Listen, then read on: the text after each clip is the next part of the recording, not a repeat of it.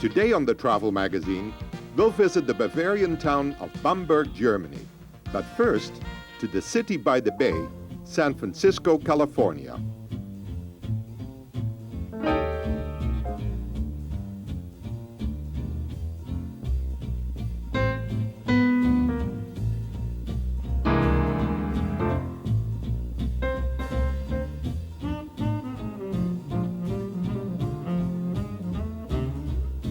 The fogs that drape the Northern California coast can sometimes hide San Francisco's incredible beauty.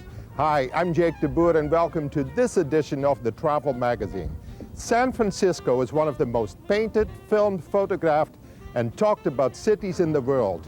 Yet it never fails to surpass the expectations of the millions of visitors who leave their heart here every year.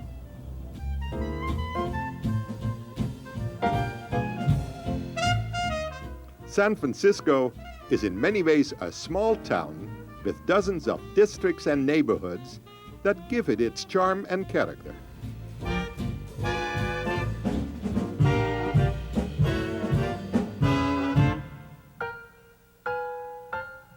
Well, I joined the paper in 1936 when I was 20 years old, and I got this column when I was 22, which is unheard of. I mean, I can't get over it yet, looking back on it, nor can I believe I'm still doing the same job and writing this, largely the same column. Only the names change. The column stays about the same.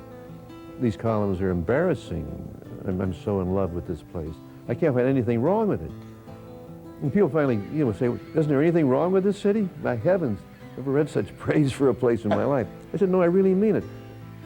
Fisherman's Wharf is probably that and Pier 39, I guess, are our biggest tourist attractions. And that's changed Fisherman's Wharf immensely, because that was an authentic fisherman's place when I came here. Hundreds of fishing boats going out to catch crab and shrimp that aren't around anymore. It's been fished out. Early risers can still see San Francisco's fishing fleet pull in just before dawn, just as they've been doing since the 1840s. In the old days, shipping and printing were our largest businesses, and the waterfront was teeming with shipping from all over the world. Very colorful, 24 hours a day. The docks were open and the lights were shining and the longshoremen were sweating over the cargoes. And it was a wonderful scene. The wharf is bustling with activity, and the crab shacks, walkways, souvenir shops, and seafood restaurants have made this one of San Francisco's most popular attractions. The official entrance to Chinatown is on Grand Avenue and Bush Street, where the famous Chinatown Gate invites visitors to step in the world of herb shops, hanging roast ducks, and a cacophony of Chinese dialects. Welcome to San Francisco's Chinatown, Jake and Mika. This is the gateway, and we're going to go on a Walk With Chinatown tour. This is called Portsmouth Square. This is the most historic area of Chinatown, and I call it the heartbeat of our community, because when the first Chinese came here from Canton, China, they came over to this area. Of course, there was no buildings, no hotels for them to see. This was actually the waterfront.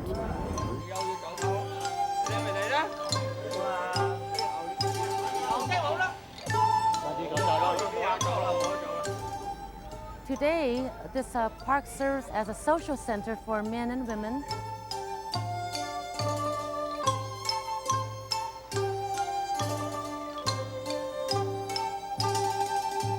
The food is a very important part here in Chinatown. Most certainly. I think it's a form of communicating love, because when you see people, you always say, have you eaten yet? In fact, let's go into this restaurant. It's open 24 hours. Great. Oh, let's go in. Great.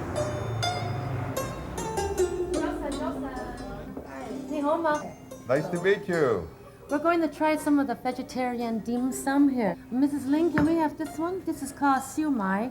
Traditionally, it's stuffed with pork and shrimp and mushroom, but here it's made more with probably some kind of bean curd stick and mushrooms and pea.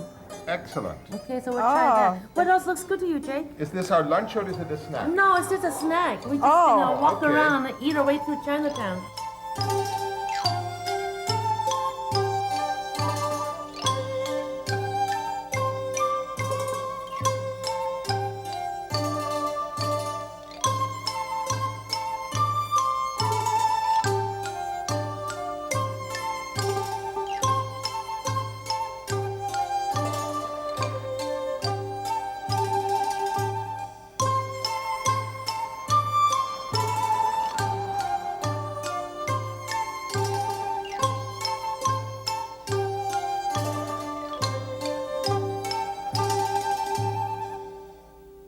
I left my heart in San Francisco.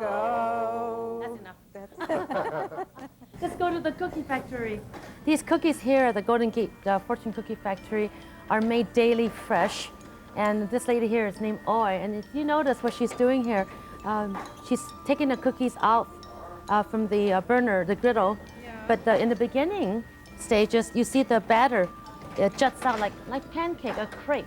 Yeah. And it takes 4 minutes for the cookies to go all around. And then oil is hot. So she pulls it off the burner, the griddle, and then she puts the fortune into it.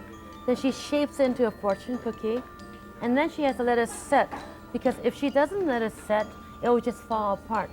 Now, I think I'm going to open my fortune cookie. I'm taking this one and I am going to open it. And let's see what it let's says. see what it says. Oh, and look at this. Says, You are very fortunate to be married to Jake. it doesn't, I'll read the other side. We will be back with the travel magazine just after this, so stay with us.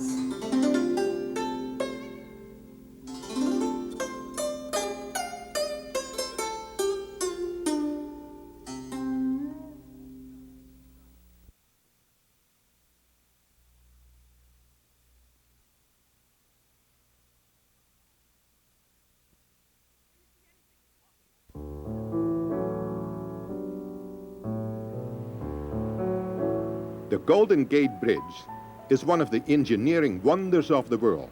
Opened on May 27, 1937, it is one of the longest single-span suspension bridges ever built.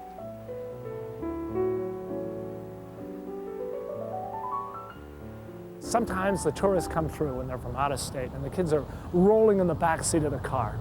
So the first thing I said, guess what I've got for the kids, Mom and Dad? I've got candy. And the kids will automatically stand up and pay attention. I said, this moment of silence has been brought to you by the Golden Gate Bridge Transportation Authority. And all of a sudden, you know, you could hear complete silence. You could hear a pin drop. Well, I've been out here now 22 years. And you get the grandparents, and you get the parents, and now you get the kids. So everybody knows you because they see you as a familiar face. The Golden Gate Bridge was started in 1934, and it was finished in 1937. And it was, before then, they used to take ferries back to Marin, back and forth, but they had a bond issue, and the counties came together and they set up a bond issue, and they made the bridge. And it was one of the main arteries there. Also, the Bay Bridge, which is on the other side, was also made at the same time.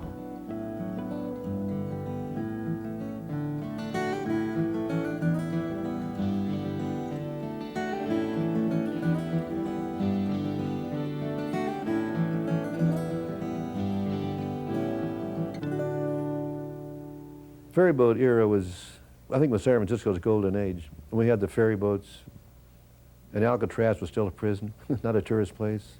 And we had celebrity prisoners like Al Capone, or Al Capone, however he wants to pronounce it. However he wants to pronounce it is fine with me. I'm not going to argue with Al Capone. Alcatraz served as a prison from 1934 to 1964. It was home to Machine Gun Kelly, the Birdman of Alcatraz, and other notorious types who did hard time on the rock before it was turned into a national park.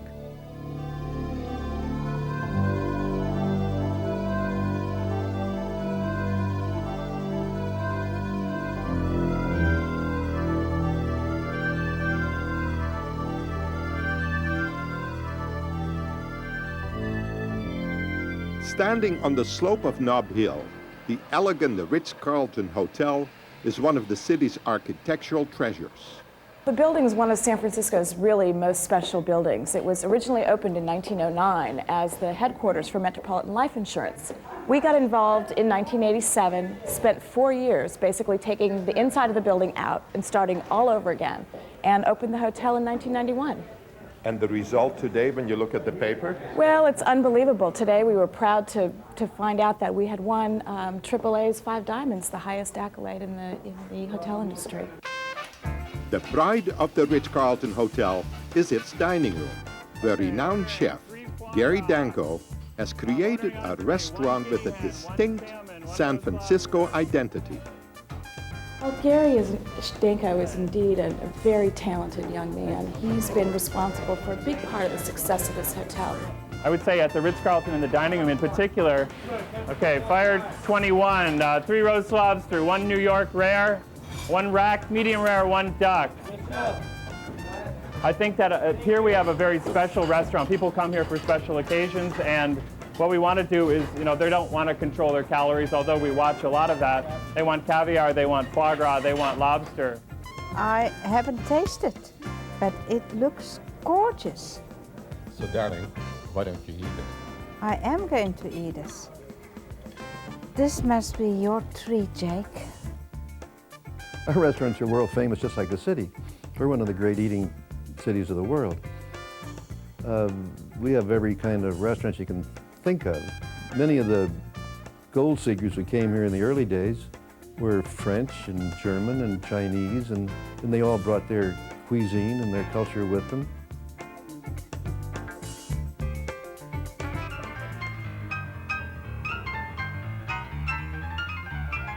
Well, everybody makes French bread, but not like San Francisco.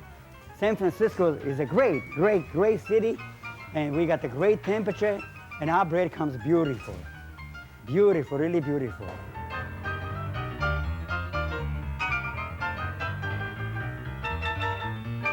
We got a lot of people coming in, a lot of tourists, especially from different part of the world, you know.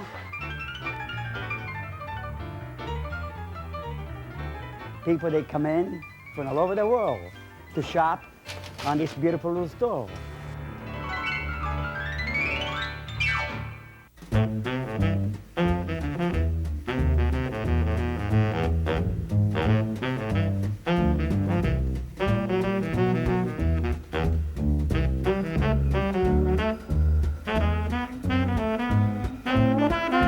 Well, Andrew Halliday, he was just taken aback by the number of horses that were killing themselves on the hills and the cobblestones. He invented the cable car just to save the horses. A lovely fable, but apparently true. And the cable still runs the same way as it did in 1872. Been no change technologically. But there's been very few accidents considering the technology. There's always room for one more. That's what the motormen always say. Get on, there's always room for one more on a cable car. Wherever anybody can get a tow hold or a hand hold, they'll get on the cable car.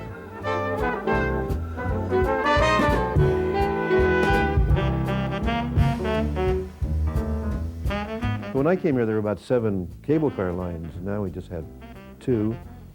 And we'll have those 2 forever because they're now national monuments. The only moving national monuments, supposedly. I can't imagine the city without it. The cable car bell is such a part of the sound system of the city. And it's the symbol, even more than the bridge, I think. We will be back with the travel magazine just after this, so stay with us.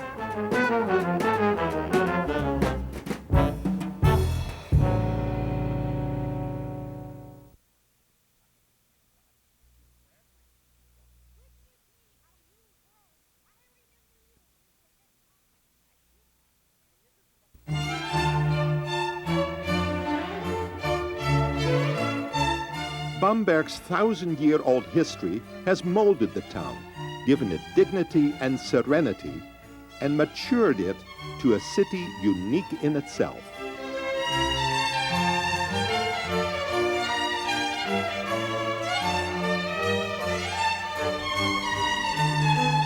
Located just 60 kilometers north of Nuremberg, there are few cities in the world where history is as evident as right here in Bamberg, Germany.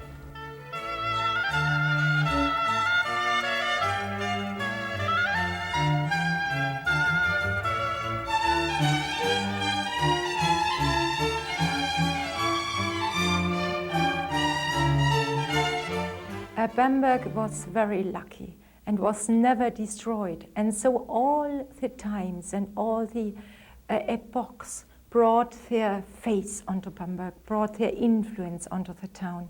You can begin with Romanesque, Gothic, Renaissance, Baroque, Rococo, Classicism, etc. You find everything, and so it's really a gift of all the times.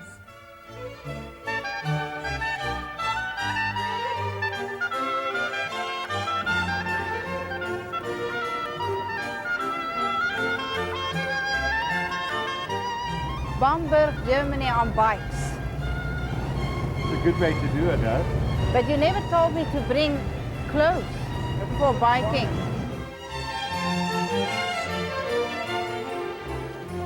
Bamberg must be a bicycle town because the ground plan is medieval.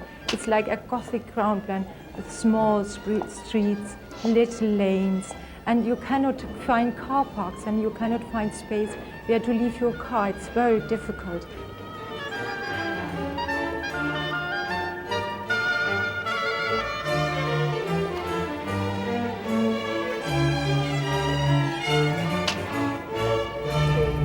Listen, did you see there is also a place called Little Venice? No, I didn't. Along the water. Yes. And it looks like a little Venice. Oh, and that's it's beautiful. right. I remember now. And but buildings right in the water.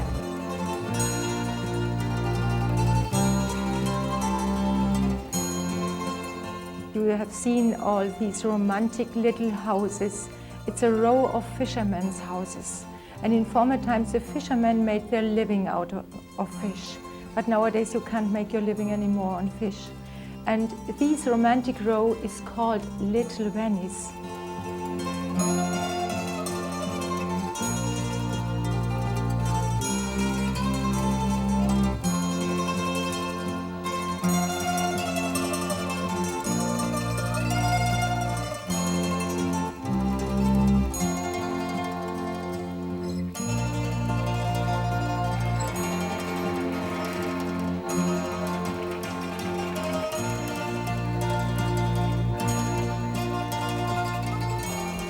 The overview this morning up from the oldest tower. Oh, that's right. That's from a castle, and that tower is much older than the castle itself. Yeah. Apparently the tower was there many hundreds of years beforehand, and then they must have built the castle around it.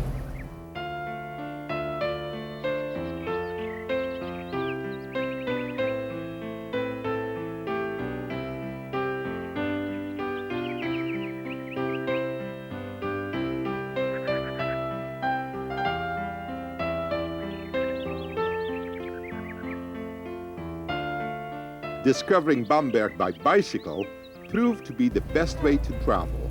But as Miek and I found out, being in top physical condition sure helped.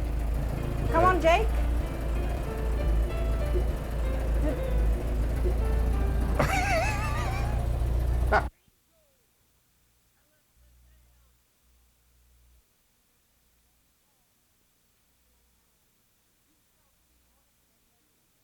Part of Bamberg is a farmer's part. We have still very fertile fields and gardens in the town, and they grow vegetable, and we have a flower market. And for housewives, it's great to go shopping every day and have fresh vegetable.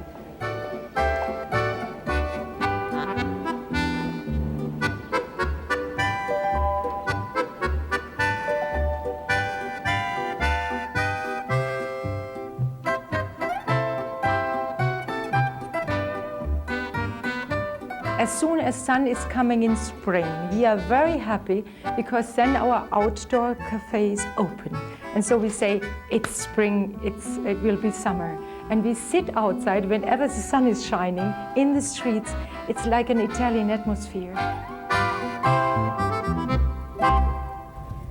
You know, the only thing I ask you Is what? is we are not biking to all the breweries. There's 9 breweries.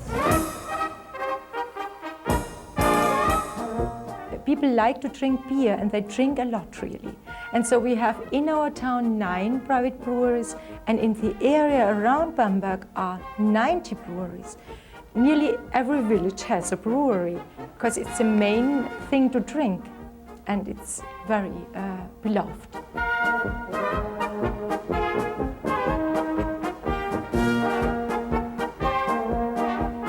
This star is for centuries the guild sign of the brewers. And if there is a star standing or hanging outside a brewery or a house, then it says this house is allowed to brew. But I see they give parking tickets here as well. Yeah. And you can't blame them with all the vehicles they have.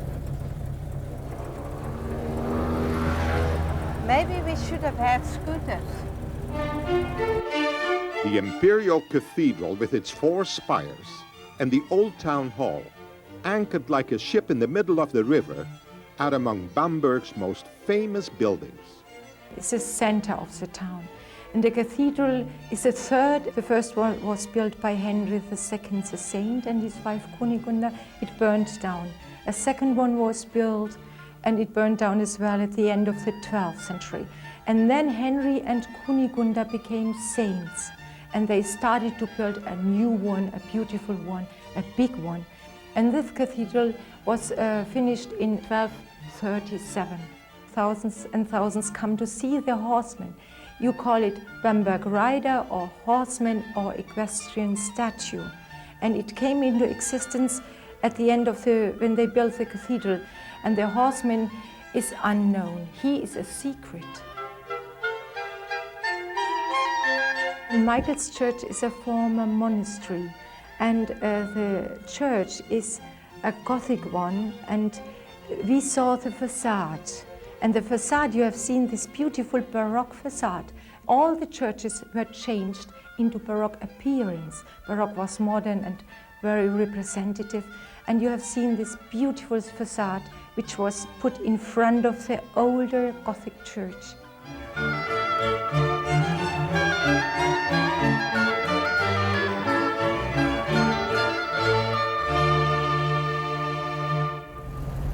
Well, that's it for this edition of the Travel Magazine. From Bamberg, Germany, I'm Jake de Boer. And I'm Mieke de Boer. Auf Wiedersehen.